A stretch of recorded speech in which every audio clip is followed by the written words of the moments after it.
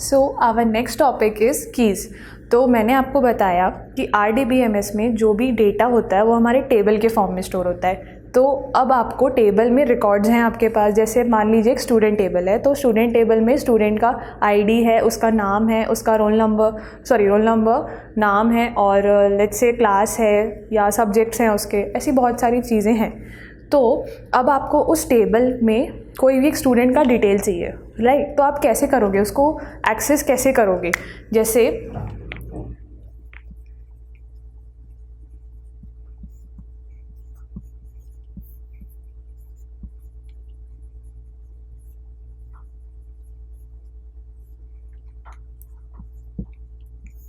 ये phone number है और ऐसे बहुत सारी चीज़ें हो सकती हैं हमारे पास स्टोर्ड। तो हम ये स्टूडेंट, जैसे मुझे लेट्स से राम नाम का एक स्टूडेंट है, उसकी पूरी डिटेल्स चाहिए, तो आप उसको एक्सेस कैसे करोगे? ऐसी क्या चीज़ है जिसके थ्रू आप कोई भी एक टपल को यूनिकली आइडेंटिफाई करके या रिट्रीव कर सकते हो, ऐसा बोल सकती हूँ मैं। सो इसके अंदर आता है कीज़ का concept. So what are keys? Keys are set of attributes और अ सिंगल एट्रीब्यूट जिसके थ्रू हम एक टपल को रिट्रीव कर सकते हैं या एक्सेस कर सकते हैं। Okay, there are very different types of keys. Keys का आपको धीरे धीरे जब आप SQL पढ़ेंगे और कैंडिडेट कीज़ के क्वेश्चन प्रैक्टिस करेंगे तो आपको क्लियर होगा ये कॉन्सेप्ट, बट अभी के लिए आपको ये टर्मिनोलॉजीज पता होनी चाहिए, इसलिए मैं पढ़ा रही हूँ। सो सबसे पहले लेट्स स्टार्ट विथ कैंडिडेट की। What is candidate key? Minimal set of attributes whose closure contains set of all attributes. इसका ये मतलब है कि या तो एक सिंगल एट्रीब्यूट या तो सेट ऑफ ऐसे एट्रीब्यूट्स जिसके थ्रू आप सारे एट्रीब्यूट्स को डिराइव कर सके। जो मैंने आपको लास्ट टाइम पढ़ाया था फंक्शनल डिपेंडेंसी, तो मैंने आपको ये बताया था कि A एक यूनिकली आइडेंटिफाई होना चाहिए, लाइक 1 2, और अगर यहाँ पे रिपीटेड है तो भी यहाँ पे भी सेम होना चाहिए वो, राइट? तब A डिराइव B ट्रू होता है। सो ऐसी फंक्शनल डिपेंडेंसी जिसके थ्रू हम सारे सेट ऑफ एट्रीब्यूट्स को डिफाइन कर सके। जैसे A है, A से मैं B जा सकती हूँ, लेट्स से यहाँ पे एक और कॉलम होता C का, और मैं A से C भी जा सकती। तो ऐसे जितने भी एट्रीब्यूट्स हैं आपके टेबल में, अगर आप A के थ्रू वहाँ जा सकते हो तो वो हमारा कैंडिडेट की होता है। मतलब it is a minimal set of attributes whose closure contain set of all attributes. मतलब एक एट्रीब्यूट जिसके थ्रू आप बाकी सारे एट्रीब्यूट्स को एक्सेस कर सकते हैं। ओके, यहाँ पे दो टर्म बहुत इंपॉर्टेंट है, first is unique, second is minimal. Okay, तो यूनिक का क्या मतलब है? यूनिक का यही मतलब है जो मैंने लास्ट टाइम आपको फंक्शनल डिपेंडेंसी में बताया था कि ये जो वैल्यूज़ हैं या तो ये यूनिक हो कि ये यूनिक नहीं है क्योंकि ये वाला डेटा आपका रिडेंडेंट है। ऐसा डेटा कभी भी आप प्रैक्टिकली स्टोर नहीं करोगे क्योंकि वो रिडेंडेंट था। क्यों रिडेंडेंट था? क्योंकि यहाँ पे भी 1 था, यहाँ पे भी और यहाँ पे भी, राइट? सो ऐसा डेटा मान लो आपका स्टोर्ड है, तो एक अपने आप में यूनिक होना चाहिए। जो भी कैंडिडेट की है, A B भी हो सकती है, जो भी है वो अपने आप में यूनिक होना चाहिए। और दूसरा है it must be minimal. Minimal का ये मतलब है कि आप देखो यहाँ पे A B का कॉम्बिनेशन अगर मैं कंसिडर करूँ तो ये होगा 1 1 और ये होगा 2 1। आप देख रहे हो कि as a combination A B unique है, बिल्कुल है, सही बात है, पर यहाँ पे बोल रहा है मिनिमल। ओके, सो अगर मैं B को हटा दूँ यहाँ से तो मेरा सिर्फ A बच रहा है और A की खुद की वैल्यूज़ भी यूनिक है। सो A इज़ मिनिमल। ओके, इसका ये मतलब है कि अगर मैं कोई यहाँ से एट्रीब्यूट हटा भी दे रही हूँ तो भी ये यूनिक अगर बन रहा है तो always consider the minimal one. तो वो होता है हमारा कैंडिडेट की। एक बार स्टूडेंट वाला एग्जांपल ले लेते हैं। यहाँ पे स्टूडेंट ID है लेट्स से 1 2, यहाँ पे नाम है राम, अगेन राम, क्लास है मान लीजिए 3 4 and phone number is something something. तो अब आते हैं हम student ID। Let's say student ID से मैं ये सब चीज़ें डिराइव कर सकती हूँ। ओके, और मैं आपको मिनिमल का मतलब समझा रही हूँ यहाँ पे। अब देखिए, आप जब कॉम्बिनेशन लेंगे SID और S नेम का तो क्या कॉम्बिनेशन बनेगा आपका? 1 राम 2 राम।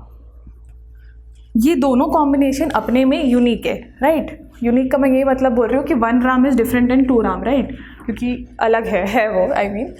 तो अब देखिए ये अलग अलग है, बिल्कुल है, पर ये मिनिमल नहीं है। क्यों नहीं है? क्योंकि अगर मैं इस चीज़ को यहाँ से हटा भी दूँ तो भी ये यूनिक हो रहा है। तो मेरे कहने का मतलब है आपको हमेशा ऐसे कम से कम चीज़ सोचनी है, कम से कम सेट ऑफ एट्रीब्यूट सोचने हैं जिसके थ्रू आप यूनिकली बाकी सारे को आइडेंटिफाई कर सको। वो होता है कैंडिडेट की। कैंडिडेट की के बाद पहले प्राइमरी की पढ़ लेते हैं। वन ऑफ द कैंडिडेट की selected by the database designer. अब देखिए ये जो होता है ना कैंडिडेट की, ये ज़रूरी नहीं है एक ही हो आपके टेबल में, मोर देन वन कैंडिडेट की बिल्कुल प्रेजेंट हो सकते हैं। जैसे यहाँ पे तो यही है, बट लेट से मेरा सी था 3 4, ओके। तो अब ये जो सी है ये भी मेरा ए और बी को डिराइव कर लेगा, राइट। तो यहाँ पे सी भी आ गया। तो ऐसे मोर देन वन कैंडिडेट की बिल्कुल प्रेजेंट हो सकते हैं आपके टेबल पे, पर डेटाबेस डिज़ाइनर को फॉर सिंप्लिसिटी की अलग अलग, जैसे मान लीजिए मेरा डेटाबेस बहुत सारे लोग एक्सेस कर रहे हैं, हो सकता है कोई एक जन कोई की ले रहा है, कोई एक जन कोई ले रहा है। तो इस चीज़ को हटाने के लिए जो डेटाबेस डिज़ाइनर होता है वो एक कैंडिडेट की को सेलेक्ट कर लेता है। That candidate key is always used as the primary key. जैसे से मैं यहाँ की डेटाबेस डिज़ाइनर हूँ, मैंने SID को सेलेक्ट कर लिया, सो हमेशा SID ही यूज़ होगी as a primary key, okay. Super की पे आते हैं अब। व्हाट इज सुपर की? Set of attributes that uniquely identify a tuple in a relation. मैंने आपको अभी बताया बेसिक जो यूनिक की डेफिनेशन है वो यही है कि ये कोई भी दो चीज़ यूनिकली आइडेंटिफाई करनी चाहिए बाकी सबको, राइट। वो अपने आप में यूनिक होनी चाहिए और वो बाकी सारे एट्रीब्यूट्स को डिराइव भी करना चाहिए। अपने आप में यूनिक का मतलब जैसे 1 राम 2 राम, ये अपने आप में यूनिक है और दूसरा सबको डिराइव भी कर लेगा क्योंकि ये यूनिक है, okay. If we add attributes to the set of attributes in a primary key, it becomes a super key, okay. हाँ, तो आपको ये दिख रहा होगा कि कैंडिडेट और सुपर की में डिफरेंस क्या है? यूनिक तो है, यूनिक तो दोनों है। मिनिमल, यहाँ पे मैंने कहीं भी मिनिमल वर्ड मेंशन नहीं किया है, so this is not minimal.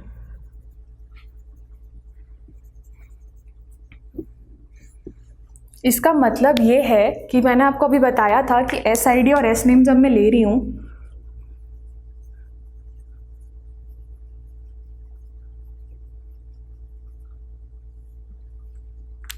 तो इसका सेट यूनिक बन रहा है, राइट। लाइक 1 राम 2 राम ये अपने आप में यूनिक है, पर ये मिनिमल नहीं था। सुपर की को कोई दिक्कत नहीं है उस बात से। सुपर की बस ये बोलता है मुझे यूनिक चाहिए, जैसे 1 Ram is unique and 2 Ram is different, right. So वो ये बोलता है कि मेरे को मिनिमल से कोई मतलब नहीं है, मुझे बस आप यूनिक चीज़ ला के दो। तो इसका एक मेथड होता है, if we simply add attributes to the set of attributes in primary key. यहाँ पे मेरा प्राइमरी की क्या था? SID। प्राइमरी की कैसे बना वो? क्योंकि वो यूनिक था और वो मिनिमल था, ठीक है। अब मैं इसमें कुछ भी ऐड करूँ, SNAME ऐड करी तो ये हमारा एक सुपर की बन गया। सिमिलरली मैं कुछ भी ऐड कर सकती हूँ, लाइक SID पे मैंने लेट्स से क्लास ऐड कर दिया तो ये भी हमारा सुपर की हो गया। सुपर की बस एक ही कंडीशन है कि वो यूनिकली आइडेंटिफाई करना चाहिए, और यूनिकली आइडेंटिफाई करने के लिए हम यहाँ पे सेट ऑफ प्राइमरी की यूज़ करते हैं। अब प्राइमरी की में अब आप कुछ भी एट्रीब्यूट्स ऐड करते जाओगे तो वो अपने आप सुपर की बनता जाएगा। Next is composite key. If primary key consist of 2 और more attributes, it is known as composite key. अब ज़रूरी नहीं है कि सिर्फ SID से ही आप सब कुछ डिफाइन कर लो। कोई डेटाबेस ऐसा हो सकता है जिसमें मोर देन 1 एट्रीब्यूट को कंबाइन करके हमारी कैंडिडेट की बने। मैंने यहाँ लिखा है सेट ऑफ एट्रीब्यूट, राइट। हो सकता है ये सिंगल हो सकता है ये मोर देन 1 हो। तो अगर मोर देन 1 है तो उस केस में हम वर्ड यूज़ करते हैं composite key. Next is alternate की। कैंडिडेट कीज एक्सेप्ट प्राइमरी की। मैंने अभी आपको बताया कि हो सकता है एक डेटाबेस में मोर देन 1 कैंडिडेट की हूँ, जैसे यहाँ पे हमारा A और C दोनों कैंडिडेट की था, राइट। तो जो डेटाबेस डिज़ाइनर एक की को सेलेक्ट करता है प्राइमरी की जैसे, और बाकी सारे जो होते हैं वो अल्टरनेट कीज़ होते हैं। लाइक अगर मुझे ये यूज़ नहीं करना है तो मैं किसी और कैंडिडेट की को उठा के भी प्राइमरी की बना सकती हूँ। तो ये अल्टरनेट हमारे लाइक सेकेंडरी रहते हैं कि कल को मैं इसको भी यूज़ कर सकती हूँ। लास्ट इज सरोगेट की। If there is no column in a table to form a primary key, then in such a case an auto-generated column is used as a primary key, which is known as surrogate key. Okay. हमारा database ऐसे भी define हो सकता है कि उसमें कोई भी कीज़ ना हो। फॉर एग्जांपल लेट्स से मैं यहाँ पे एक टेबल ले रही हूँ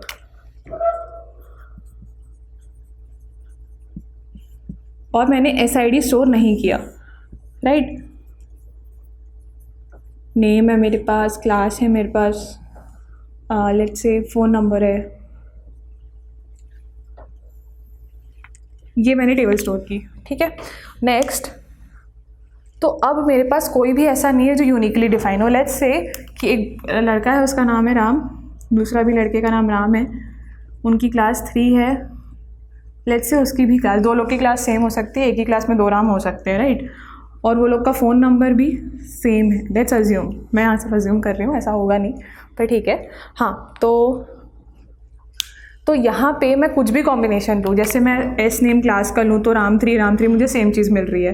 एस नेम फ़ोन नंबर लूँ तो भी सेम मिल रहा है, क्लास फ़ोन नंबर लूँ तो भी सेम मिलेगा, लाइक हर पॉसिबल केस में सेम मिल रहा है। तो यहाँ पे आप कोई भी प्राइमरी की नहीं बना सकते। There is no column in the table to form the primary key. Okay, तो ऐसे केस में क्या करते हैं, हम एक ऑटो जनरेटेड कॉलम यूज़ करते हैं। ठीक है, लेट्स से यहाँ पे मैंने एक ऑटो जनरेटेड कॉलम यूज़ कर लिया, serial number will always be different, right. 1 2 ये अपने आप ऑटो, मतलब आप जब भी डेटा यहाँ एंटर करोगे ना, ये चीज़ अपने आप ऑटो जनरेट होके स्टोर होते रहेगी और इसके थ्रू आप टेबल एक्सेस कर सकते हो। ये हमेशा अलग रहेगा, ऑब्वियसली सीरियल नंबर अलग ही रहेगा।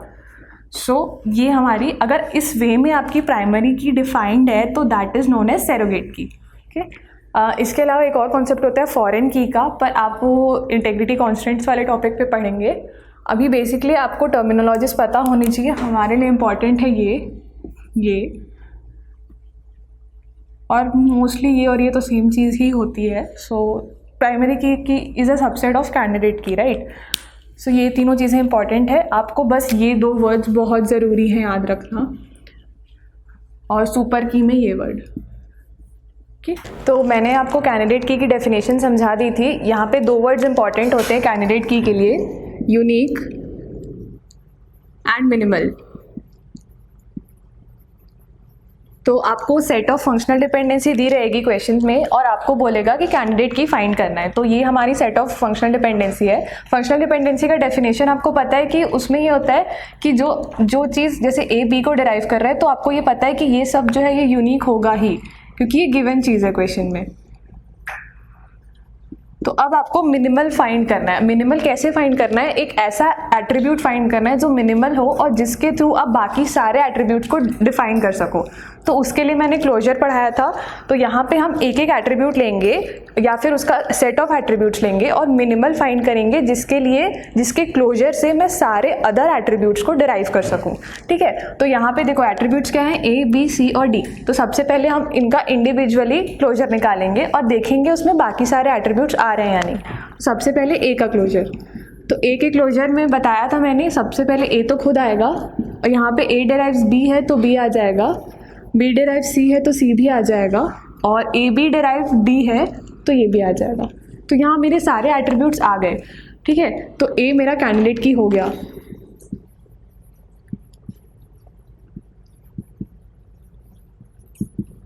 ए हो गया कि बाकी का भी चेक करेंगे एक बार, क्योंकि there can be more than 1 candidate key. तो आप बी प्लस निकालोगे अब, तो बी प्लस में बी खुद आएगा, बी डिराइव सी है तो सी आएगा, सी डिराइव डी है तो डी भी आ जाएगा, पर ए नहीं आएगा यहाँ पे, है ना।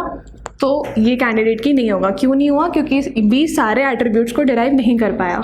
ऐसे आप सी प्लस निकाल लो, डी प्लस भी निकालो, तो सी प्लस में सी आएगा, डी आएगा और कुछ नहीं आएगा, और डी प्लस में तो सिर्फ डी आएगा। तो ये दोनों भी सब कुछ डिराइव नहीं कर पा रहे, तो ये हमारे कैंडिडेट की नहीं होंगे। ठीक है, तो अब मैंने मिनिमल बोला था, मेरा ए आ गया। अब इसके आगे हो सकता है कि मेरा बी सी के कॉम्बिनेशन में की हो। तो देखो होता ये है कि मिनिमल बोलने का मतलब ये है कि लेट्स से मेरी की आई ए बी सी, अगर मेरी ये कैंडिडेट की होती तो इसका कोई भी सबसेट की नहीं हो सकता। मिनिमल बोलने का ये मतलब होता है कि अगर ये मेरी की है तो इसका कोई भी सबसेट की नहीं होगा। तो यहाँ पे आप बी, सी और डी, चूँकि ये तीनों में से कोई भी की नहीं है, आप इनके सेट्स ले सकते हो चेक करने के लिए कि इनमें से कोई आ रहा है क्या। तो सबसे पहले मैं बी सी का प्लस निकालती हूँ। तो बी सी के प्लस में नहीं आएगा कुछ, सिर्फ बी, सी और डी आएगा, ए नहीं आएगा। वैसे ही आप सी डी निकाल लो, मैं बस हिट एंड ट्रायल कर रही हूँ यहाँ पे। सी डी का प्लस निकालोगे तो सिर्फ सी और डी आएगा। बी डी का भी निकाल लो तो बी डी के में बी, सी और डी आएगा। अब ये भी कोई की नहीं आई हमारी इन तीनों में से। अब आप लास्ट एक ट्राई कर सकते हो कि बी सी डी तीनों को ले लो। तो जब मैं बी सी डी तीनों को लूँगी तो भी इसके क्लोजर में सिर्फ बी सी डी आएगा, ए कभी नहीं आएगा। तो हमारी सिर्फ वन एंड ओनली की हो गई ए। तो मिनिमल बोलने का मतलब ये था कि ये अगर की है तो इसका कोई भी सबसेट की नहीं होना चाहिए। तो इस क्वेश्चन में एक शॉर्टकट होता है, मैं वो बता रही हूँ अब। अगर कोई भी एट्रीब्यूट आरएचएस में नहीं आया और अगर वो की हुआ हमारा, तो वो डेफिनेटली वन एंड ओनली की होगी। फॉर एग्जांपल इस केस में ए नहीं था हमारे पास, राइट, तो मैंने सबसे पहले ए का क्लोजर निकाला। अब उस ए के क्लोजर में अगर सब कुछ आ गया तो मेरी वन एंड ओनली की ए ही होगी। आप एक नेक्स्ट क्वेश्चन में आगे क्वेश्चन करोगे तो उसमें ये चीज़ प्रूव हो जाएगी। बट सबसे पहले स्टार्ट करना आरएचएस में ढूंढना कि आरएचएस में जो एट्रीब्यूट नहीं है सबसे पहले उसका क्लोजर निकालना। अगर वो आ गया तो वही हमारी वन एंड ओनली की होगी। नेक्स्ट ये क्वेश्चन है, प्रीवियस ईयर का ही है, ये बनाते हैं एक बार। इसमें भी कैंडिडेट की फाइंड करना है आपको।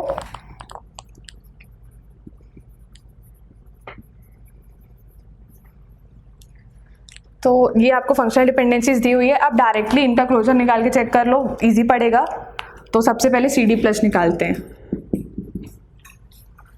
तो यहाँ पे सी डी प्लस में सी डी खुद आएगा, सी से मैं एफ डिराइव कर सकती हूँ तो एफ भी आ जाएगा। और कुछ नहीं आएगा मेरा, नहीं और कुछ नहीं आएगा। नेक्स्ट ए ई निकालते हैं। ए ई प्लस में ए ई खुद आएगा, ए ई से ए हो चुका है और ए से बी आएगा और कुछ नहीं आएगा यहाँ पे, नहीं इतना ही आएगा। नेक्स्ट ई सी प्लस, सो ई सी प्लस में ई सी खुद आएगा, डी आएगा, ई सी डी आ गया। ई से मैं ए जा सकती हूँ और ए से बी जा सकती हूँ, ई से ए से बी, ये हो गया। अब सी तो ऑलरेडी था मेरा, सब आ गया क्या? सी से एफ जा सकती हूँ तो एफ भी आ गया। तो क्या सब आ गया मेरा? A B C D E F, हाँ मेरा सब आ गया। So this is our candidate key. Check करने के लिए ए सी प्लस भी निकाल लेते हैं, नहीं आएगा वैसे वो। ए से सी से F, A B C F, और इसमें कुछ नहीं आएगा, ठीक है। तो और जो मैंने अभी इसके पहले मेथड बताया था, अगर ये ऑप्शंस आपको नहीं भी दिए रहते तो आप सोचो इसके आरएचएस में क्या नहीं है। इसके आरएचएस में मुझे ए दिख रहा है, बी दिख रहा है, डी और एफ दिख रहा है, तो सी और ई मेरा आरएचएस में नहीं था। तो मैं सबसे पहले इसका क्लोजर निकालूंगी और मैं ईसी का जब क्लोजर निकाला तो सब कुछ आ गया। So this is my only candidate key. तो ये मेथड होता है कैंडिडेट की निकालने का। इसके और क्वेश्चंस हम आगे करेंगे तो क्लियर होता जाएगा। So let's solve some more questions on candidate key. यहाँ पे आपको सेट ऑफ फंक्शनल डिपेंडेंसीज दी हुई हैं और आपसे पूछ रहा है find the number of candidate keys, ठीक है। तो सबसे पहले मैंने क्या बताया था, आप आरएचएस देखो, आरएचएस में जो एट्रीब्यूट्स प्रेजेंट नहीं है आप हमेशा वहाँ से स्टार्ट करना। तो यहाँ पे देखो मेरा ए है, बी है, सी है, डी है, बचा मेरा ई और एच। तो मिनिमम ई और एच तो मेरा आएगा ही कैंडिडेट की में कंफर्म। क्यों? क्योंकि इसके आरएचएस पे नहीं आया वो। तो सबसे पहले ई और एच का क्लोजर निकालूंगी मैं। अगर इसके क्लोजर में सब कुछ आ गया तो आपको तो आगे चेक करने की ज़रूरत ही नहीं है, वन एंड ओनली की यही होगी हमारी। तो सबसे पहले इसका क्लोजर निकाल के चेक करते हैं। तो ई एच में ई एच खुद आएगा, ई से सी डिराइव हो रहा है तो सी भी आएगा और कुछ नहीं आएगा आई थिंक यहाँ पे। ई सी और एच कुछ और डिराइव नहीं कर सकते, तो इतना ही हुआ। तो अब ऐसा हुआ कि हमारे आरएचएस में जो प्रेजेंट नहीं था उससे नहीं आया सब कुछ। तो अब आपको हिट एंड ट्रायल करना है। ई एच के साथ आप एक एक एट्रीब्यूट्स जोड़ते जाओ और फिर उसका क्लोजर निकालते जाओ। तो सबसे पहले मैं ए से स्टार्ट कर रही हूँ। तो ई एच और ए, मैं इसका क्लोजर निकालूंगी।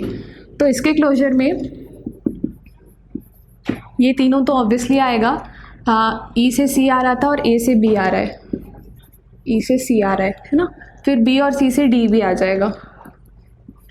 तो यहाँ पे सारे एट्रीब्यूट्स आ गए। तो सबसे पहली की मेरी हो गई ये, ठीक है। सेकंड देखते हैं अब ई एच और बी के साथ। क्योंकि मेरा ई एच नहीं आया तो अब मैं नेक्स्ट में हर के साथ हिट एंड ट्रायल करूँगी। तो अब मैं ई एच बी का निकालूंगी तो ई एच बी खुद आएगा और ई से सी आएगा और बी और सी से डी आ जाएगा और डी से ए आ जाएगा, है ना। तो सब आ गया इसमें भी, तो ये मेरी सेकंड की हो गई। अब नेक्स्ट अपन ट्राई करेंगे ई एच और सी के लिए।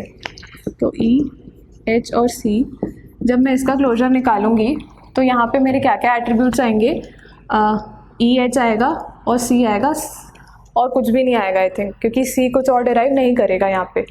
तो यहाँ पे सिर्फ ई सी एच आया, तो ये नहीं हुई हमारी की। नेक्स्ट अब मैं डी के साथ ट्राई करूँगी।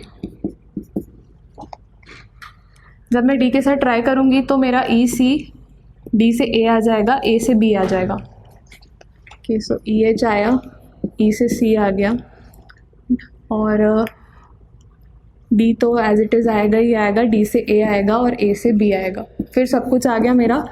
तो ये मेरी थर्ड कैंडिडेट की होगी। अब यहाँ पे और कुछ भी नहीं बचा, ई एच के साथ सब हो गया, E H C E H A हो गया, ई एच बी हो गया, ई एच डी हो गया, ए बी सी डी ई, हाँ सब कुछ हो गया यहाँ पे। तो हमारा आंसर आ गया नंबर ऑफ कैंडिडेट कीज 3।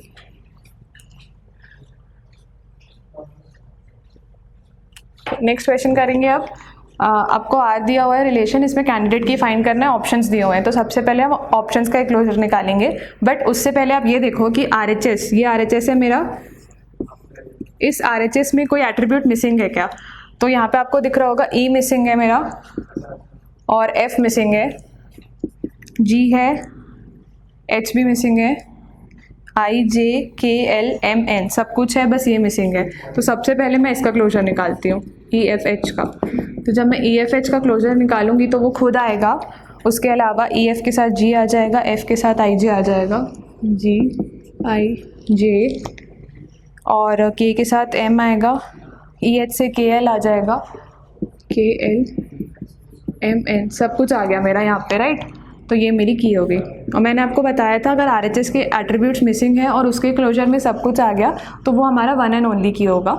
तो ये हमारा आंसर हो गया कैंडिडेट की के लिए। सो और क्वेश्चंस करते हैं। ये गेट 2013 का प्रीवियस ईयर क्वेश्चन है। तो यहाँ पे आपको फंक्शनल डिपेंडेंसीज दी हुई है और पूछ रहा है find the number of candidate keys. तो सबसे पहले मैंने बताया था हम आरएचएस में एट्रीब्यूट्स चेक करेंगे, जो प्रेजेंट नहीं होंगे वहाँ से स्टार्ट करेंगे। तो ऐसा हम क्यों करते हैं, इसलिए करते हैं क्योंकि देखो आरएचएस में अगर कोई एट्रीब्यूट नहीं है तो मतलब कोई और उसको डिराइव नहीं कर सकता, तो मिनिमली वो तो आने ही चाहिए आपके की में। तो यहाँ पे देखो ए है, बी है, सी है, डी नहीं है यहाँ पे, ई है, एफ है, जी है, एच है, सब कुछ है, बस मेरा डी नहीं है। तो सबसे पहले मैं डी से स्टार्ट करूँगी। जब मैं डी का क्लोजर निकालूंगी तो मुझे क्या मिलेगा, कुछ भी नहीं मिलेगा डी के अलावा। तो ये तो हमारा की नहीं हो सकता। तो अब क्या करना है, क्योंकि आपका आरएचएस वाली चीज़ अब गलत हो गई यहाँ पे, तो अब आप डी के साथ एक एक करके हिट एंड ट्रायल करो और सबका क्लोजर निकालो, जिसका आ रहा है वो आपका आंसर होगा। तो सबसे पहले मैं डी के साथ ए का निकालूंगी। तो डी ए जब निकालूंगी तो डी आएगा, ए से मेरा ए आएगा, ए से मेरा बी और सी भी आ जाएगा, उसके बाद बी से मेरा सी एफ एच आ जाएगा, फिर एफ से मेरा जी और ई आ जाएगा, सब कुछ आ गया मेरा यहाँ पे, है ना। तो ये हमारा की हो गया, फर्स्ट की ये हो गई हमारी। नेक्स्ट मैं डी के साथ बी ट्राई करती हूँ। तो डी के साथ बी में डी आएगा, बी आएगा, बी से मेरा सी एफ और एच आएगा, फिर एफ से जी और ई आ जाएगा और ई से ए आ जाएगा। तो सब कुछ आ गया, A B C D E F G H, हाँ सब आ गया। तो ये भी मेरी की हो गई। नेक्स्ट मैं सी के साथ ट्राई करूँगी, डी सी। तो क्या मेरा डी सी में कुछ आएगा, कुछ भी नहीं आएगा, है ना, क्योंकि सी कुछ और डिराइव नहीं कर सकता। तो ये नहीं हुई हमारी key, so this is not the key. Then D के साथ मैं ई लूँगी। तो डी ई में क्या क्या आएगा, डी आएगा, ई आएगा, और ई जो है वो ए को डायरेक्टली कर रहा है। फिर ए से मैं बी सी जाऊँगी, बी से मैं एफ और एच चले जाऊँगी, एफ से मैं जी और ई चले जाऊँगी। सब कुछ आ गया मेरा यहाँ पे भी। सो दिस इज़ थर्ड की। देन मैं डी के साथ ई हो गया, एफ़ निकालती हूँ। तो डी के साथ एफ़ आएगा, F के साथ G और E आ जाएगा, फिर सब कुछ आ जाएगा मेरा, A B C भी आ जाएगा, D E F सब कुछ आ गया। तो ये भी मेरा की हो गया 4th। देन मैं चेक करूँगी D के साथ F हो गया, E हो गया, G के लिए। तो जब मैं DG चेक करने जाऊँगी तो कुछ नहीं आएगा मेरा, तो ये भी नहीं हुआ मेरा की। देन मैं चेक करूँगी D के साथ H का, तो क्या ये आएगा मेरा की? D और H के साथ कुछ भी नहीं आएगा, तो ये भी की नहीं हुआ। तो अब मेरे को यहाँ पे 2-2 वाले सेट के 4 कीज़ मिल गए। तो अब इसके आगे हो सकता है कि मेरा ये नहीं आया है, ये नहीं आया है, ये नहीं आया, तो मतलब मेरे बचे हुए एट्रीब्यूट्स क्या थे? D, C, H और G। तो इनके आप बहुत सारे सेट्स लेके ट्राई कर सकते हो कि क्या इनमें से कोई की आ रहा है। ऐसा क्यों बोल रही हूँ? क्योंकि देखो इसका कोई भी सबसेट अभी तक नहीं आया है हमारी की में, तो पॉसिबल है कि ऐसा हो सकता है, पर इस क्वेश्चन में नहीं होगा। आप इसको खुद ट्राई करके देख लेना, ये यहाँ पे इतने पे ही आएगा। इसके आगे आप खुद सोचो कि ये लोग कोई भी डिराइव नहीं कर पाएंगे किसी चीज़ को। इसका पूरे का भी मैं क्लोजर निकाल लूँ तो कभी मेरे सारे एट्रीब्यूट्स नहीं आएंगे, राइट? इतने पे आके ये रुक जाएगा, तो ये हमारे कभी की पे नहीं आएंगे। तो मेरे क्या कौन कौन से कीज़ आए? DA, DB, DE और DF, तो 4 कीज़ आए। तो मेरा इस क्वेश्चन का आंसर हो गया 4। देन नेक्स्ट ये करते हैं क्वेश्चन। यहाँ पे आपको फंक्शनल डिपेंडेंसीज दी हुई हैं, आपको कैंडिडेट कीज पूछ रहा है, तो आप सबसे पहले RHS चेक करो। यहाँ पे RHS में B है, C है, A है और D है, तो बचा क्या? E और H। तो मेरा E और H डेफिनेटली की में आएगा ही, तो आप यही देख के डायरेक्टली यहाँ पे जाओ। यहाँ पे देखो EH नहीं है, यहाँ पे EH नहीं है, यहाँ पे भी इस वाले चीज़ में EH नहीं है, सिर्फ इसमें है जिसमें सब में EH है, तो ये आंसर होगा। मैं ये नहीं बोल रही हूँ कि EH अगर नहीं है तो डायरेक्टली वो आंसर होगा, बट यहाँ के ऑप्शंस आप कंसिडर करोगे तो कहीं पे भी EH नहीं है, और मिनिमल ये तो आना ही चाहिए क्योंकि RHS पे ये चीज़ प्रेजेंट नहीं है ना? तो ये हमारा आंसर हो गया इस क्वेश्चन का। सो मैंने आपको एक बीच में कॉन्सेप्ट बताया था सुपर की का। तो सुपर की क्या होता है? आपके पास कोई भी कैंडिडेट की है और उसके जितने भी सुपर सेट्स होंगे वो होते हैं सुपर की। मतलब कैंडिडेट की plus any other attribute, candidate की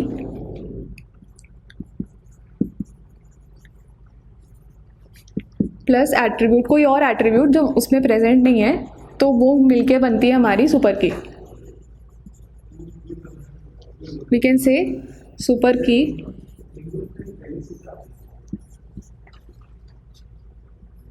कैंडिडेट की is a subset of super की, है ना?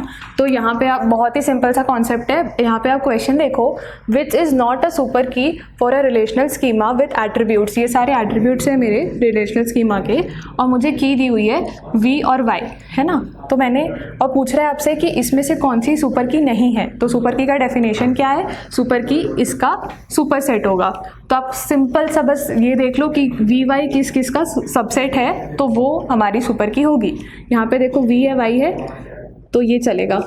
यहाँ पे देखो V है, Y नहीं है, तो ये नहीं चलेगा। यहाँ पे VY है, चल जाएगा, VY है, चल जाएगा। तो मैं क्या चेक कर रही हूँ कि VY जो की है वो सबसेट है कि नहीं सबका। इसका सबसेट है, इसका है, इसका है, इसका नहीं है। तो यहाँ पे नॉट पूछ रहा था, तो ये मेरा आंसर हो गया। This is not a super की। बहुत ही सिंपल सा कॉन्सेप्ट है, दो सेकंड में क्वेश्चंस बन जाएंगे अगर आपको इसका डेफिनेशन पता है तो। सिंपल। यहाँ पे भी देखो, ये भी गेट 2014 का क्वेश्चन है। यहाँ पे बोल रहा है find the maximum number of super keys for a relation जिसके एट्रीब्यूट्स दिए हुए हैं, और यहाँ पे लिखा है E एज अ की। तो बाय डेफिनेशन ऑफ सुपर की हम ये बोल सकते हैं कि हमको वो सारे सेट्स फाइंड करने हैं set with E as a subset. तो ये होगा हमारा सुपर की। ठीक है? तो अब आप इस क्वेश्चंस में आप इस क्वेश्चन में आपको दिया हुआ है E, F, G, H आपके पास ऑप्शंस हैं, तो आप इसके सबसेट बनाते जाओ। सबसे पहला तो E खुद होगा, ठीक है? फिर E के साथ मैं F जोड़ दी, फिर मैं E के साथ G जोड़ दी, फिर E के साथ H जोड़ दी। ये हो गया। अब इसके बाद मैं 3 का भी बना सकती हूँ। मैक्सिमम नंबर पूछ रहा है मेरे को, तो मैं सबके साथ करूँगी try. F, H, E, F और G कर लिया मैंने, फिर मैंने E, H और G कर लिया। अब एक लास्ट में मैं चारों को भी ले सकती हूँ। बेसिकली मैं सारे वो कॉम्बिनेशंस ले रही हूँ जिसमें ई मेरा सबसेट है। देखो ई सबसेट है, और ई ही क्यों किया मैंने, क्योंकि यहाँ पे दिया हुआ है ई मेरी की थी, है ना। तो कितने पॉसिबल आ रहे हैं हमारे 8, तो इसका आंसर हो गया 8।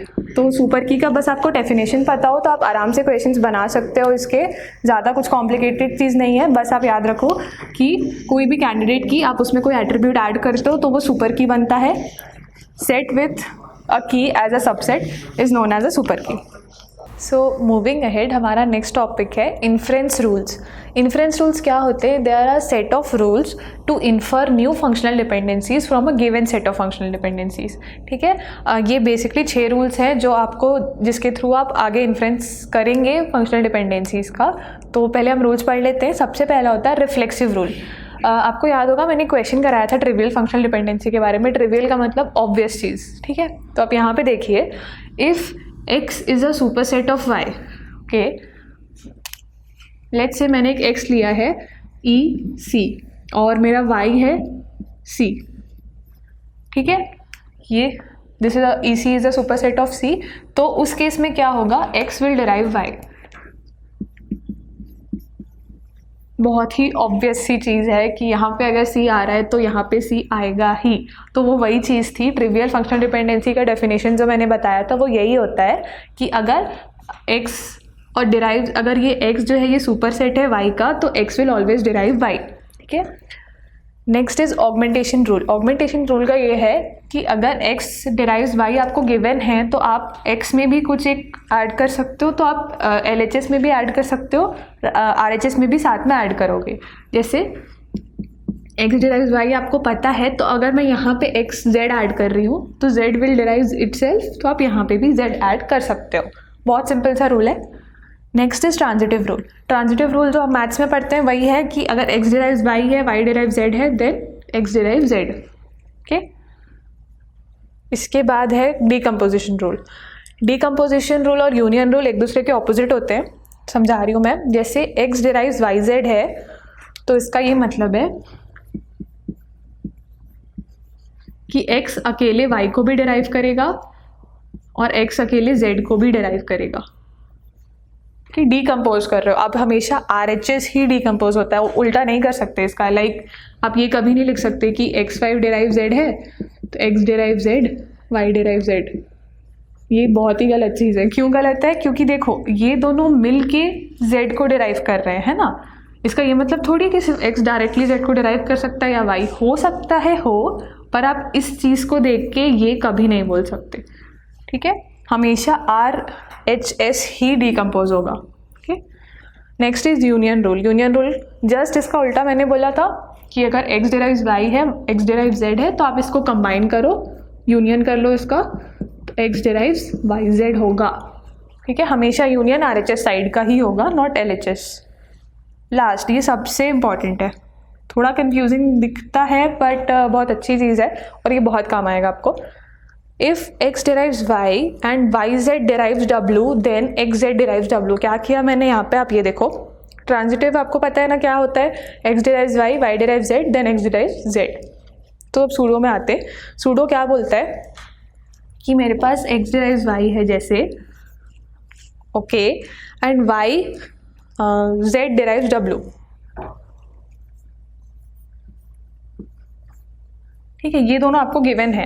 तो अब मैं क्या करूँगी, क्योंकि x y को डिराइव करता है और y किसी और के साथ मिल के w को डिराइव करता है, तो सिंपली ये y की जगह मैं x भी लिख सकती हूँ।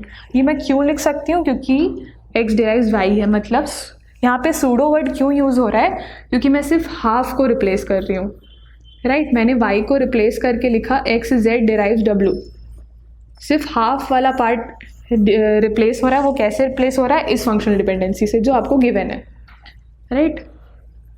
This and this is given, तो आप ये डिराइव कर रहे हो, ठीक है। सूडो ट्रांजिटिव क्या होता है, x डिराइव्स y है तो आप y की जगह यहाँ पे x लिख सकते हो, बाकी सब ऐसे ही रहेगा, ठीक है। और ये ट्रांजिटिव है क्योंकि एक से दूसरा, दूसरे से तीसरे जा रहा है हम, है ना। सो ये आपके रूल्स ऑफ इन्फ्रेंस है। इसके थ्रू हम एक नेक्स्ट टॉपिक पढ़ने वाले हैं, मिनिमल कवर, जिसमें ये सारे रूल्स काम आते हैं। सो इसको ध्यान में रखिएगा। ऐसे आपको नाम याद रखने की ज़रूरत नहीं है, बस ये रूल थोड़ा है इम्पॉर्टेंट। बाकी ये सब चीज़ें पता होने चाहिए कि आप यूनियन कर सकते हो किसी का, डिकम्पोजिशन कर सकते हो किसी का, या ऑगमेंटेशन कर सकते हो। So moving on to the next topic of minimal cover. मैंने आपको अभी जो सेट ऑफ रूल्स बताए इन्फ्रेंस के, वो अब हमें मिनिमल कवर निकालने में काम आएंगे। तो मिनिमल कवर कैसे निकालते हैं, आपको एक सेट ऑफ फंक्शनल डिपेंडेंसी दी हुई होगी और उसका हम मिनिमल कवर निकालेंगे। तो इसका जो फर्स्ट स्टेप है वो क्या बोल रहा है, मेक द RHS ऑफ, ये आपका प्रोसीजर है मिनिमल कवर निकालने के लिए। तो फर्स्ट स्टेप है make RHS of functional dependency as single attributes, मतलब डिकम्पोजिशन करना है आपको। किसका डिकम्पोजिशन करना है, RHS का। मैंने बताया था सिर्फ RHS का ही डिकम्पोजिशन होता है। तो आप यहाँ पे देखिए, ये मैं एग्जांपल दे रही हूँ। यहाँ पे सबसे फर्स्ट स्टेप करेंगे हम डिकम्पोजिशन। तो यहाँ पे RHS में सिर्फ यही है जिसका डिकम्पोजिशन हो सकता है, सो उसका कर लेते हैं हम। बाकी सब तो ऐसे ही रहेगा।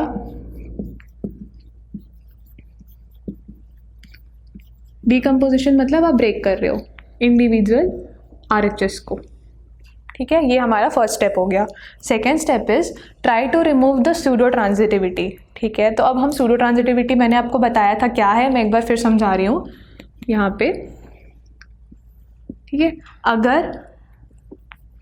अगर x डिराइव्स y है एंड y के साथ कोई और थर्ड एलिमेंट सेट से z मिला के w कर रहा है, तो इससे हम इन्फर कर सकते हैं कि ये x की, ये y की जगह हम x सब्स्टिट्यूट कर रहे हैं यहाँ पे। सो ये होता है सूडो ट्रांजिटिविटी। तो मैंने क्या बोला, आपको रिमूव करना है सूडो ट्रांजिटिविटी। कैसे रिमूव करना है, अगर आपको कोई भी ये फॉर्म दिखे ऐसे फॉर्म में कि x डिराइव्स y है और ये है, तो आप उसको रिमूव करके कैसे लिखोगे, ये तो आएगा ही आएगा, साथ में आप यहाँ पे ये लिख दोगे, ये वाली चीज़, ठीक है। यहाँ पे मैं क्या कर रही हूँ, सूडो ट्रांजिटिविटी रिमूव कर रही हूँ, ठीक है। इसका जो इन्फ्रेंस की वैल्यू, मतलब इन्फ्रेंस से जो हम डिराइव कर रहे हैं, ऐसा होगा, इन्फ्रेंस से जो हम डिराइव कर रहे हैं उसको हम लिख रहे हैं। तो अब यहाँ पे आप देखिए, यहाँ पे मेरा रिडंडेंट है सबसे पहले तो ये दोनों चीज़, ये लिटरली 2 बार सेम चीज़ रिपीट हो रही है, तो मैं इसको हटा के लिखती हूँ सबसे पहले तो। सो ये सेकेंड स्टेप नहीं है, आप कंफ्यूज मत होना, ये बस मैं रिडंडेंसी हटा रही हूँ। लिटरली आपको 2 चीज़ें सेम मिलेगी तो उसको सबसे पहले हटा देना। ये हो गया, ठीक है। अब आप देखो एक बार सूडो ट्रांजिटिविटी है क्या, इसमें क्या बोल रहा है, सूडो ट्रांजिटिविटी के लिए ये 2 चीज़ें चाहिए। तो यहाँ पे x डिराइव्स y, चलो हम इन दोनों को कंसिडर करते हैं। मेरे हिसाब से है ये सूडो ट्रांजिटिव, बट फिर भी एक बार चेक करेंगे हम। a derives b, okay, and ab derives c। देखिए x डिराइव्स y के फॉर्म में है ये, एंड ये हमारा y है ना, y, ये y है, y के साथ z कोई भी एलिमेंट है, कुछ भी हो, z डजेंट मैटर ना, हमको z से कोई मतलब नहीं है, w, देखो उस फॉर्म में आ गया ये। हाँ, इसका मतलब ये सूडो ट्रांजिटिव है। तो मैंने क्या बोला, सूडो ट्रांजिटिविटी हटानी है आपको, दिस इज सूडो ट्रांजिटिव। तो आपको ये चीज़ हटानी है यहाँ से, तो हटाने के लिए आपको वो 2 लिखना है, ठीक है। क्या क्या लिखना है, x डिराइव्स y, तो यहाँ पे x डिराइव्स y क्या था, a डिराइव्स b।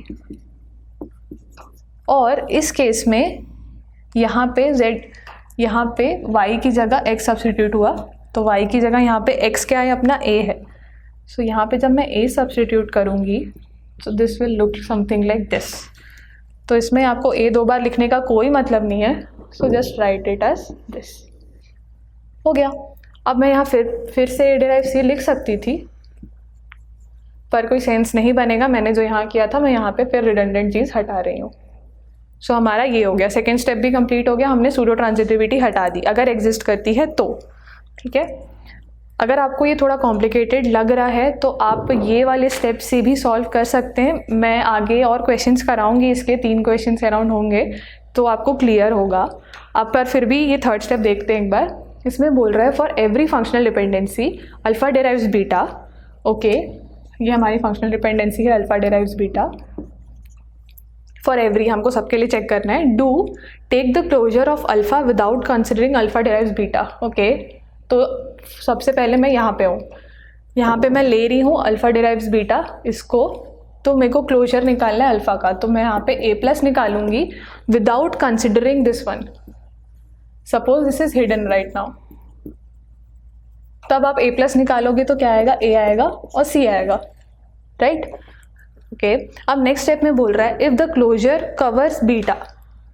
यहाँ पे बीटा क्या था, मेरा बी था। क्या मेरे क्लोजर में बी आ रहा है, नहीं आ रहा है। Then alpha derives beta is redundant and remove it. पर मेरा यहाँ पे बीटा नहीं आ रहा है, तो ये वाले में मेरा ये इफ कंडीशन फॉल्स हो गई, है ना। तो अब अपन नेक्स्ट फंक्शनल डिपेंडेंसी में मूव करते हैं। यहाँ पे अब हमारा ये वाला हिडन है, तो इसमें क्या बोल रहा है, ए का क्लोजर निकालूँ मैं विदाउट कंसिडरिंग दिस। ठीक है, इसको मैंने छुपा लिया। अब मैं इसको बिना कंसिडर किए ए का क्लोजर निकालूंगी तो मेरे पास आएगा ए और बी। ओके, क्या इस क्लोजर में बीटा यहाँ पे मेरा क्या है, सी कवर हो रहा है, नहीं हो रहा है, दोनों में कवर नहीं हो रहा था, तो फिर मेरी ये कंडीशन फॉल्स हो गई। ऐसा मैं सारी फंक्शनल डिपेंडेंसीज के लिए करूँगी, बट हमारे इस क्वेश्चन में सिर्फ 2 ही बची थी हमारे पास। So this is our solution.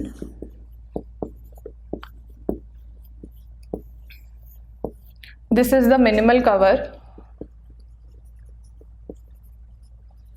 For our given question. ये हमारा मिनिमल कवर आ गया। So let's solve some more questions on minimal cover. हमको ये सेट ऑफ फंक्शनल डिपेंडेंसी दी हुई है और हमें इसका मिनिमल कवर निकालना है। तो सबसे पहला स्टेप मैंने आपको क्या बोला था, आपको डिकम्पोजिशन करना है RHS का। तो यहाँ पे जब आप डिकम्पोजिशन करोगे तो क्या होगा, x डिराइव्स w ऐसे ही रहेगा, w z derives x, w z derives y, y derives w, y derives x and y derives z। Okay, अब आप यहाँ पे देखो, आपको कुछ सूडो ट्रांजिटिविटी दिख रही है। ये मैंने फर्स्ट स्टेप किया डिकम्पोजिशन। नेक्स्ट स्टेप है मेरा सूडो ट्रांजिटिविटी मुझे हटानी है। तो आपको यहाँ पे कुछ दिख रहा है सूडो ट्रांजिटिव? हाँ, मुझे दिख रहा है। देखो आप, x derives w, w z derives x, तो मैं ये x को यहाँ लिख सकती हूँ। क्यों? क्योंकि x को w को x डिराइव कर रहा है, तो मैं इस w की जगह x लिख सकती हूँ, right.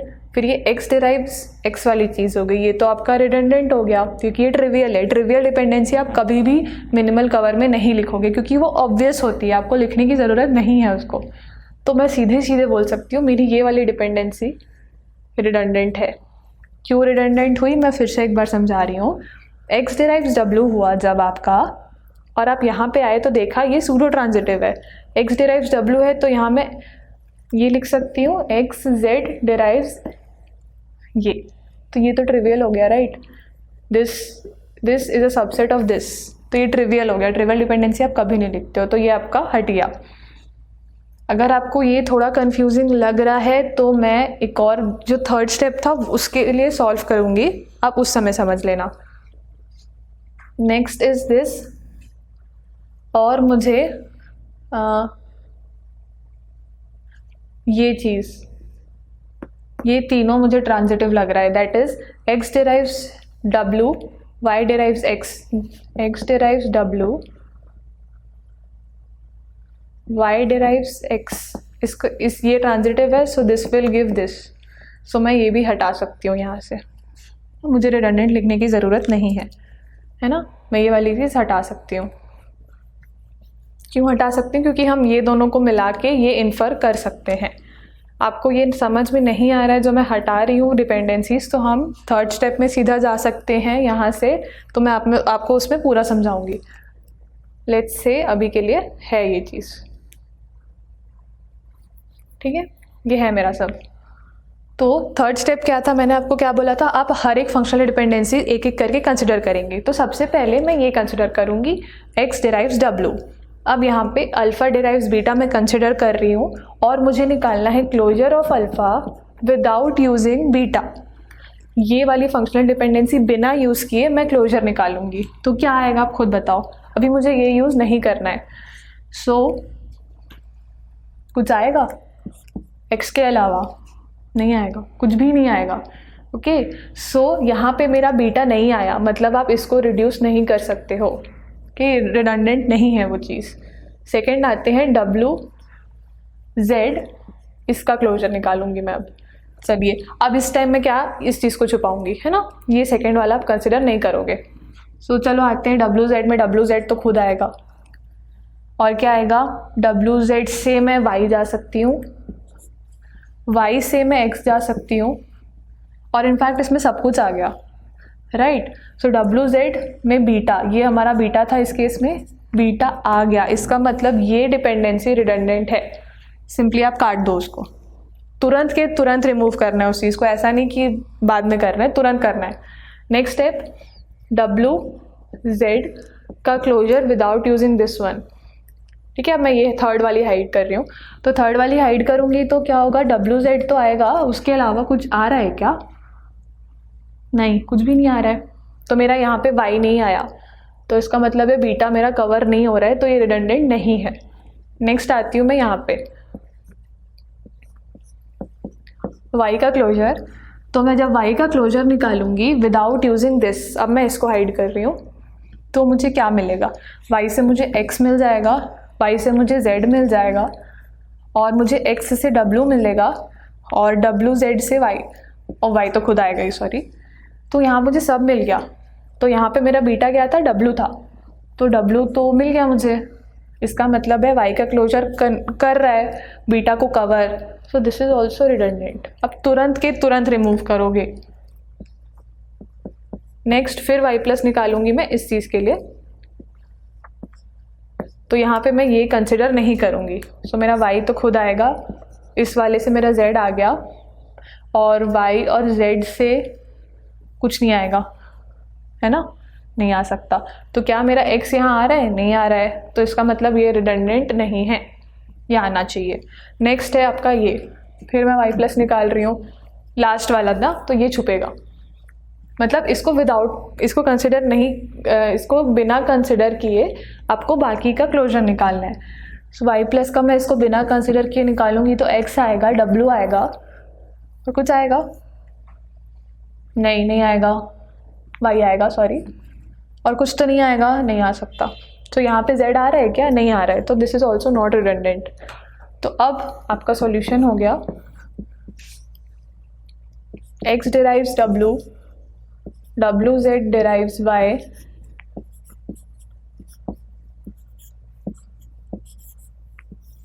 This is your minimal cover for the given question, okay. अगर आपको सूडो ट्रांजिटिविटी और ट्रांजिटिविटी में थोड़ी दिक्कत हो रही है तो आप ऐसे भी कर सकते हो, बट ट्राई करना कि सूडो ट्रांजिटिविटी वाला चीज़ समझ आए, क्योंकि उससे डायरेक्टली बहुत कम टाइम में आपका क्वेश्चन सॉल्व हो जाएगा, ओके। एक और क्वेश्चन देखेंगे हम। सो यहाँ पे हमारा ये 3-4 फंक्शनल डिपेंडेंसी हमें दी हुई है।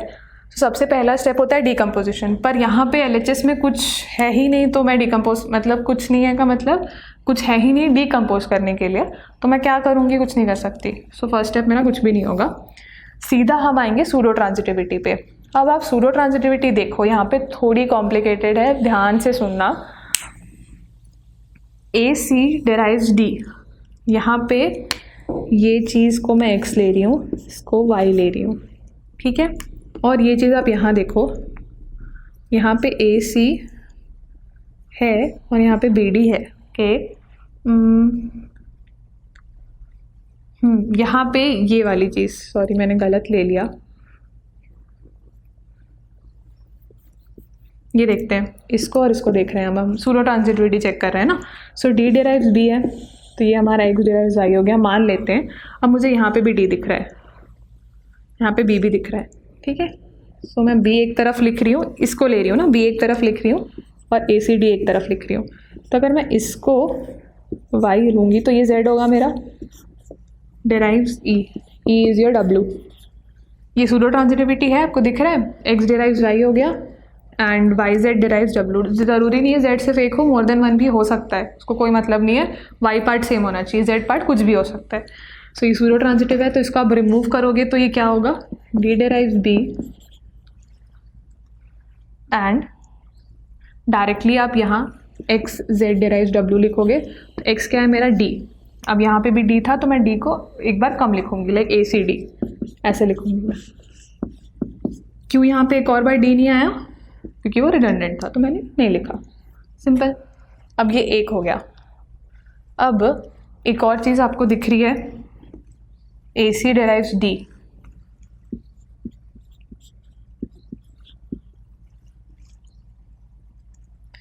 ये वाला मेरा ऐसा रिड्यूस होके आया है, मैंने इसको एज इट इज़ लिख दिया, ये बचा है मेरा।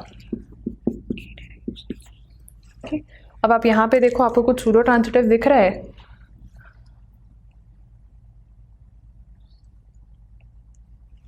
दिख रहा है? क्या दिख रहा है? ये वाला, ये दोनों, आप इन दोनों को कंसिडर करो। तो AC derives D है, तो ये हमारा X हो गया, ये Y हो गया। इसके बाद ACB, इस केस में ये Y हो गया और ये लेट्स से W है, सॉरी Z ले रही थी ना मैं, हाँ, और ये E वाला पार्ट है, ये हो गया W। सूडो ट्रांजिटिविटी आ गई, XY derives Y और Y के साथ कोई भी Z है वो मिलके W बना रहा है। तो इसको फिर मैं रिड्यूस करूँगी। कैसे रिड्यूस करूँगी? X derives Y as it is आएगा, so AC derives D as it is आएगा। देन यहाँ पे मैं Z की जगह, सॉरी Y की जगह X लिखूँगी। अब X क्या है मेरा? AC, so this will be like this, AC derives E। तो आप इसको रिड्यूस करके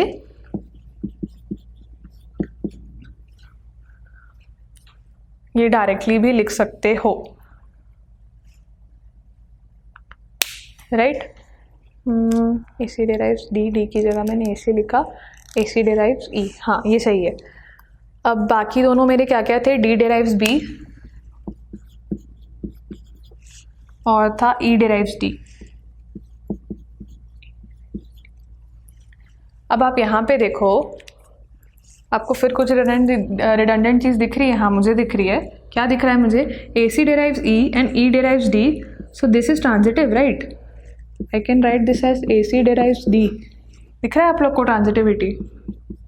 बेसिक, नॉट सूडो ट्रांजिटिविटी, ये प्रॉपर एक्चुअल ट्रांजिटिविटी है यहाँ पे। ओके, सो फिर मैं इस चीज़ को, ये चीज़ रिड्यूस कर सकती हूँ। तो अब मेरा आ गया AC derives E, D derives B and E derives D। Let's now move on to the third step. Third step में क्या था? आप एक एक अल्फ़ा बीटा लोगे हर फंक्शनल डिपेंडेंसी के लिए, अल्फ़ा का क्लोजर निकालोगे without considering that functional dependency. तो यहाँ पे सबसे पहले मैं AC का क्लोजर निकालूंगी without considering this one. So closure of AC, let's say यहाँ पे निकाल रही हूँ मैं AC का क्लोजर, है ना? AC के क्लोजर में क्या आएगा? सिर्फ AC आएगा, आई थिंक। कुछ और आ रहा है क्या? नहीं आ रहा है ना, तो यही आएगा। तो यहाँ पे मेरा E कवर नहीं हुआ, इसका मतलब ये रिडंडेंट नहीं है, तो सही है, ये आना चाहिए। अब आते हैं D derives B में, तो मैं D का क्लोजर निकालूंगी। तो मैं D का क्लोजर निकालूंगी, इसको छुपा के, तो कुछ होगा नहीं, दिस इज माई D, सिर्फ D आएगा और कुछ नहीं आ रहा है। So this is also not redundant. क्यों? क्योंकि यहाँ पे B नहीं आया। अब E का निकालेंगे, E प्लस निकाल लेते हैं। E प्लस होगा सिर्फ E, तो यहाँ पे भी D नहीं आया, तो ये भी रिडंडेंट नहीं है। इसका मतलब ये आपका आंसर हो गया। This is the minimal cover.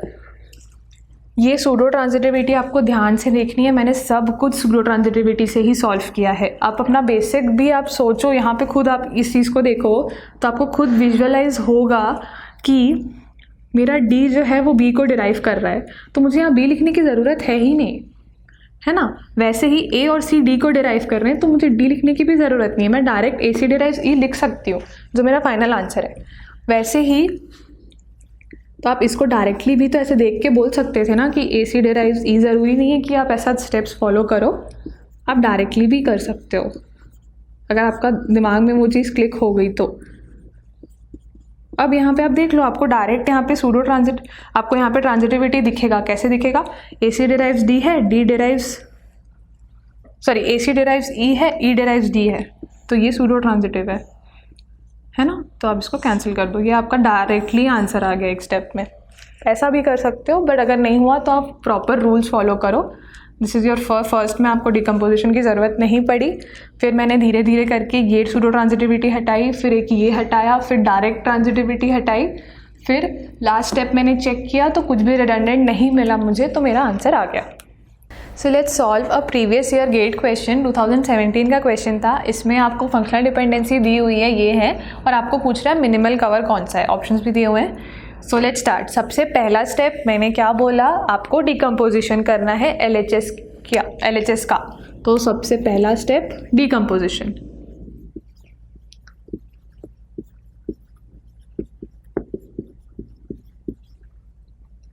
तो यहाँ पे आपको कुछ दिख रहा है डिकम्पोज करने के लिए, मुझे ये दिख रहा है, तो मैं उसको डिकम्पोज करूँगी। डिकम्पोजिशन हमेशा राइट हैंड साइड का ही होता है। डिकम्पोजिशन मतलब क्या, आप इसको बेसिकली अलग अलग ब्रेक करके लिख रहे हो। तो ये हमारा अब आ गया। हाँ, अब आप सेकेंड स्टेप देखो, सूडो ट्रांजिटिविटी।